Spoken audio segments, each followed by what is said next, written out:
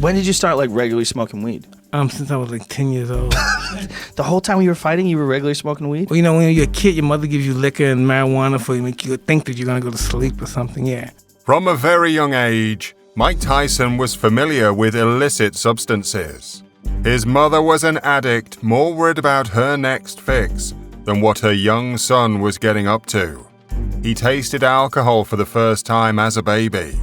By the time he's 9, Mike was pretty much left unsupervised and allowed to roam the streets of Brooklyn's bad neighborhoods and the pigeon coops of its rooftops. Tyson was chubby and picked on.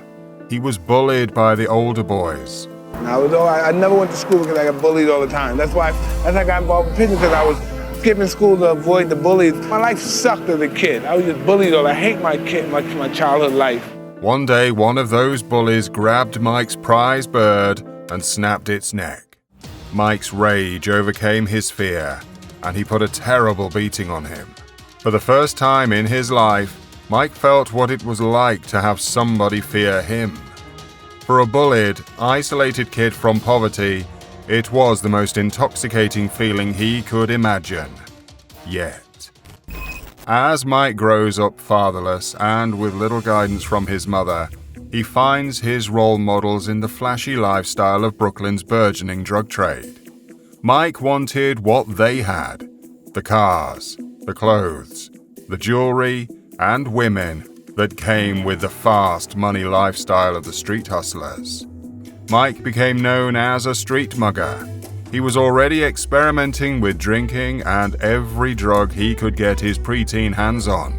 He was still a kid when he gets arrested for the first of many times. Like I said, when I was growing up, I wasn't a bad kid. I did things by myself, but I did it because I thought that was all right. Where I come from, nobody tells you that's not a good thing to do. Don't do that. Mike became very familiar with the NYPD over the next few years. He was arrested over 30 times and wound up at the Tyson School for Boys. It was inside the reformatory that Mike's talent for fighting was first nurtured. After seeing Mike murk his sparring partners in the boys' home, a call was placed to the legendary and reclusive Cus D'Amato, who always had a soft spot for wayward youth. He took in the teenage Tyson and began the process of breaking him down mentally in order to build him back up into a god of war. I believe he will be the youngest heavyweight champion of all time. And if he remains dedicated, interested, and without any distractions, I believe that eventually he will go down in history as the greatest heavyweight champion we've ever had. Mike stayed sober for much of his time with Cus, both in and out of the gym. He lived a Spartan existence in accordance with Cus's demands. For his terrifying early run through the heavyweight division, Mike was sober as a church mouse. But with the death of his trainer and adopted father, Cus D'Amato, the fuse was lit on the bomb that would blow Mike's career up. While care of his career was left in the capable hands of Kevin Rooney, Mike began backsliding into the habits of his wayward youth. His promoter, Don King, was determined to drive a wedge between Tyson and those who'd kept him on the straight and narrow.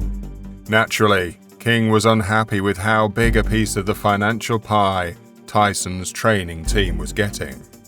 It came to a head in December of 1988, when Tyson fired the majority of his trainers and hired on what amounted to semi-competent yes-men.